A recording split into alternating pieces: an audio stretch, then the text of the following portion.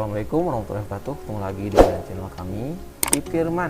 Pada kesempatan kali ini saya akan menjelaskan tentang perubahan pada PP Kumham nomor 7 tahun 2022. Nah, ini merupakan tindak lanjut dari hasil sidang MA tentang masalah PP 99 mengenai remisinya.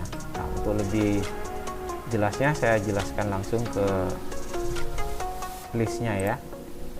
Pertama, mengenai perubahan remisi. Nah, remisi susulan dihapus di situ. Namun di situ dijelaskan jika narapidana atau anak telah memenuhi syarat, namun dalam periode waktu pemberian remisi belum dapat disusulkan, remisi dapat disusulkan secara susulan. Jadi bukan ada lagi yang namanya remisi susulan, tapi ketika narapidana atau anak itu harusnya mendapatkan remisi di tahun pertama, namun karena syarat yang kurang, anak kurang 3 bulan, kurang 1 bulan, akhirnya tidak bisa mendapatkan, itu akan disusulkan. Tapi hanya dikhususkan untuk yang sama sekali belum menerima remisi. Usulan secara susulan dilakukan setelah terpenuhinya kelengkapan dokumen. Jadi setelah memenuhi semua dokumennya, syarat-syaratnya, baru akan disusulkan gitu. Kemudian perubahan pada remisi lagi tentang usulan secara susulan dilakukan setelah terpenuhinya kelengkapan dokumen itu. Usulan secara susulan merupakan usulan untuk memperoleh remisi pertama kali. Jadi ya, susulan ini hanya untuk yang pertama kali seperti yang saya jelaskan tadi.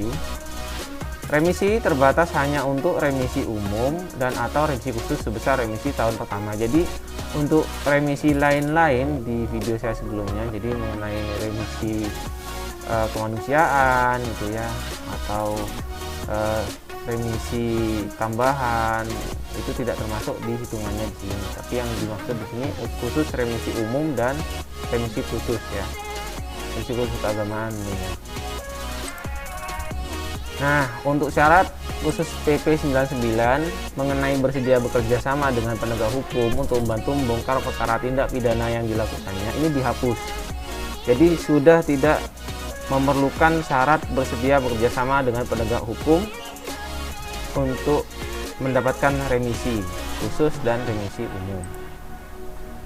Kemudian karena tadi syaratnya sudah dihapus untuk justice kolaborator, maka lampiran dokumen khusus PP 99 juga dihapus.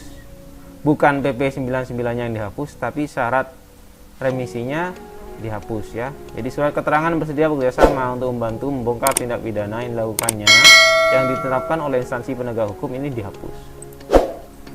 Selanjutnya syarat pemberian remisi bagi anak.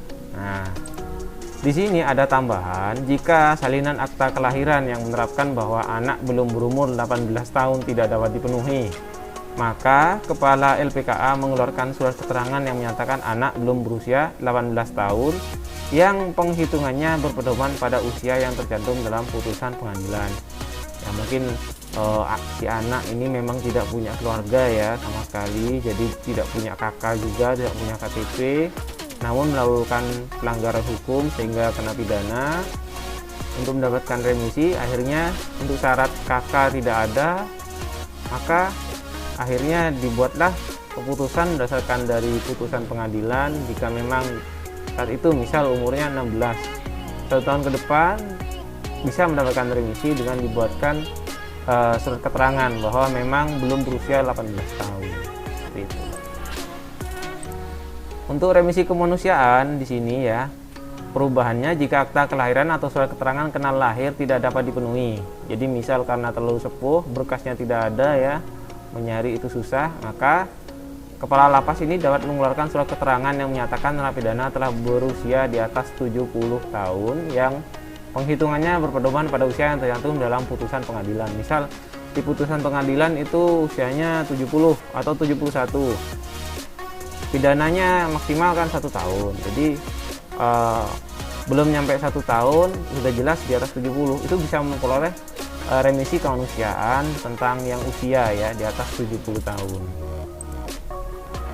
Jika memenuhi lebih dari 1 syarat, nah, jika narapidana memenuhi lebih dari 1 syarat, yaitu berusia di atas 70 tahun dan menderita sakit berkepanjangan dalam tahun yang bersamaan, remisi hanya dapat diberikan untuk salah satu syarat yang dipenuhi. Nah ini misalnya ya, ada narapidana usianya waktu pidana divonis umur 71, jelas di atas 70 tahun, kemudian juga menderita sakit berkepanjangan, misal kena penyakit jantung atau liver, kemudian sering mendapatkan perawatan. Nah ini bisa mendapatkan remisi kemanusiaan mulai dari yang 70 tahun ini, mulai dari yang 70 tahun itu bisa dapat, dan remisi karena sakit berkepanjangan juga dapat, tapi harus memilih mana yang lebih dominan. Hasilnya sama kok remisinya. Nah, selain remisi tambahan, ini ada yang juga menanyakan ini, terutama narapidana ya, bingung maksudnya gimana, kok justice kolaborator kok dihapus. Nah, ada gantinya di situ. Jadi jika narapidana ini mau menjadi saksi pelaku yang bekerja sama dengan penegak hukum, jadi menjadi saksi ya, maka bisa mendapatkan remisi tambahan, dan 1 tahun cuma berlaku 1 kali saja ya. Remisi ini diberikan berdasarkan rekomendasi dari pimpinan lembaga yang membidangi perlindungan saksi dan korban yang berlaku 1 kali selama menjalani masa pidana. Jadi hanya 1 kali loh ya. 1 kali dalam 1 tahun menjadi saksi, maka bisa mendapatkan remisi tambahan sebagai saksi pelaku ini. Nah, rekomendasi dilaksanakan berdasarkan ketentuan peraturan perundang-undangan yang mengatur mengenai pemberian hak warga binaan pemasyarakatan. Remisi ini diberikan sebesar setengah dari remisi umum yang diperoleh pada tahun berjalan. Misal ya, kasus narkotika kemudian sudah menjalani 1 tahun, remisi umumnya biasanya antara 1 sampai 2 bulan ya, dapatnya di tahun pertama misal.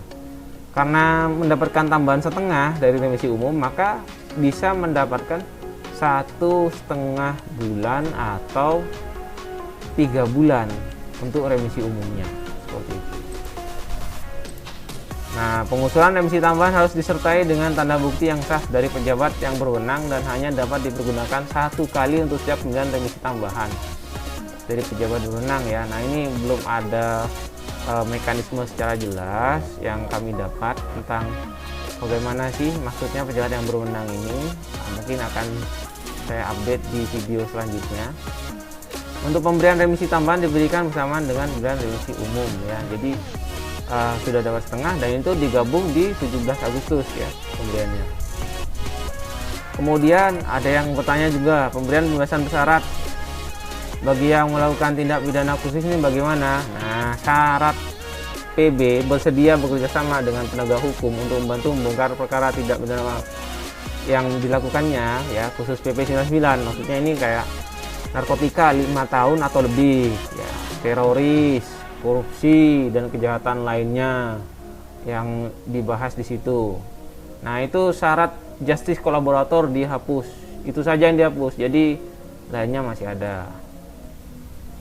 Nah, pemberian untuk PB bagaimana? Nah, narapidana yang melakukan tindak pidana terorisme untuk yang teroris ya, syaratnya tetap harus harus menjalani paling sedikit 2/3 masa pidana dengan ketentuan 2/3 masa pidana tersebut paling singkat 9 bulan. Jadi yang dihapus hanya justice kolaborator itu dihapus ya, nggak ada. Kemudian telah menjalani asimilasi paling sedikit 1/2 atau setengah dari sisa masa pidana yang wajib dijalani. Jadi setelah 2/3, misalnya sidang PPP-nya itu tidak sampai 2/3 ya, hitungannya berarti 1/3 bagi 2 jadi 1/6. Jadi menjalani 1/6 asimilasi di dalam lapas atau asimilasi kerja sosial ya. Setelah itu selesai baru bisa melaksanakan pembebasan bersyarat.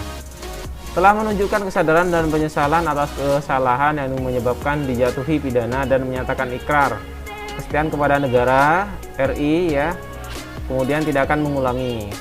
Ini sama seperti persyaratan sebelumnya.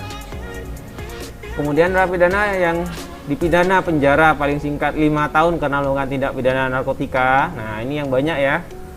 Yang narkotika gimana? Ini banyak yang tanya juga, ini narapidana di tempat saya. Nah, itu justice kolaboratornya itu dihapus ya, jadi nggak perlu ada syarat GC lagi.